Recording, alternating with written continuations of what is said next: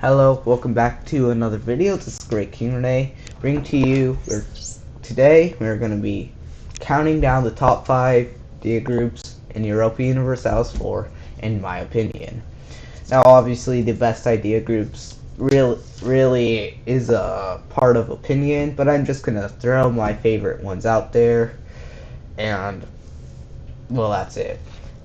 But before we start, I would like it if you liked the video and subscribed. It would help me out, but you don't have to exactly. I'm not forcing you to. Obviously, you guys are free-thinking people, so you do whatever you want, I guess. You could dislike it. I don't really care.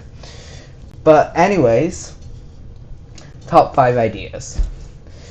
So at number 5, I personally have offensive ideas, and I tell you guys, I take offensive ideas just about every single game I play. They're really nice late game, especially with the siege ability, trying to beat those level 8 forts. It's pretty tough. But everything else is really solid too. The discipline is nice, the prestige is nice, the pips are nice, recruitment time's great, really. I mean, it's all just a solid all-around idea group. Like, I care a bit about my general pips. Like, this isn't stuff that's completely useless, like, maybe even, like, some of this stuff. Like, I'm pretty sure in trade there's, like, caravan power, but I don't really care about caravan power, right? So that's why I like offensive ideas. It's just a solid all-around group, and I take it every game. So, obviously, it's one of my favorites. But it's only number 5 on the list, since, well, there are much better ideas in this game. At number 4, we have economic ideas. Now, I take economic ideas every single time I'm not playing in Europe, because the local development cost is really, really nice. I also take it if I am playing in Europe most of the time too.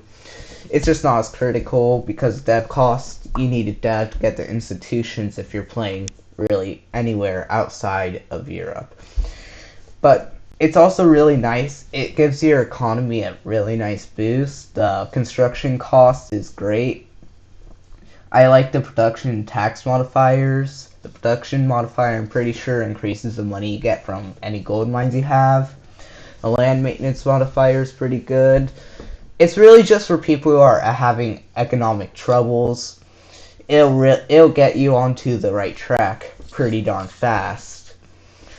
So, we are now entering the top 3. I'm pretty sure a few of you guys know that what they are, but you're not sure what order they're going to be in. So, at number 3 on the list, we have influence ideas.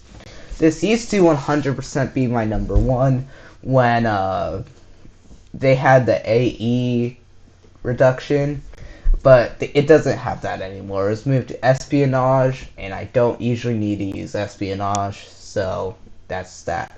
But that does not make influence ideas a bad idea group at all. The unjustified demands is pretty good. Obviously, the diplomatic reputation is great. But this is really to play if you have a lot of vassals, like a huge amount maybe, because the diplo annexation cost, even PUs too, but there's a better one for PUs, but I guess you could take both. The diplomatic annexation cost really catches a lot of people's eye. If you're having trouble with loyalty, you go with this one. And you've got the income from vassals. So it's just a great group, especially the diplo rep, the cost, and the relation slot. Really helpful.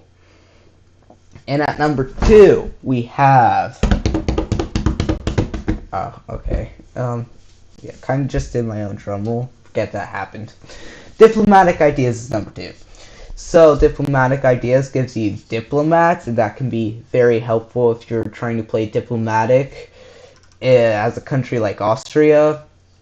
And I always take diplomatic ideas first as Austria, since that's what Austria is made for. It's really made for countries that can get personal unions because you get lowered impact on stability from diplomatic actions. I usually use this as Austria because when you break royal marriages, usually you have -1 stability. But with this final idea group, you don't get the -1 stability when that happens. So it's really nice, but since I mostly just use it as Austria, does not mean it could theoretically be used as France or basically any Christian country that wants to get PUs. It's also very good. It's got the diplomatic diplorep. Ooh. Alright, I didn't breathe for a while. Give me a sec. It also has the improved relations modifier, which helps reduce AE faster. The diplomatic relations slots, as you can see, these two have a lot in common. It was really tough to figure out which one to put on top, but I chose diplomatic because it's really just really good, in my opinion. It's just really good. The diplomats are great, the relations slot is great, the improved relations is great, like, the tech cost is great, and the lowered impact from stability actions is great too. So it's all around a really nice idea group, which leaves number 1, admin ideas. Now, there aren't a huge amount of things I love in the admin ideas, because mostly I don't care a ton about mercenaries. This has probably been nerfed since the mercenary spam was stopped, but that does not mean it's not good, mostly because of one particular idea called adaptability, which could basically just top the list on its own.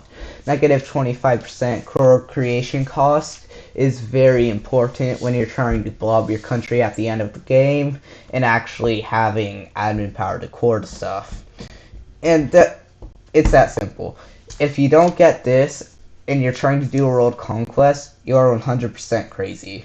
So if you're going for a world conquest, this is a must, because the core creation cost is very important, since you're going to be just coring a ton of stuff.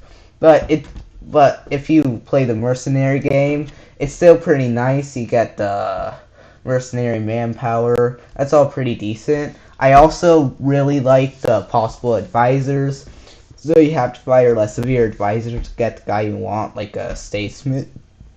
Alright, hold up. Like a statesman advisor or a morale advisor, like whatever. It also has a tech cost, which is pretty decent.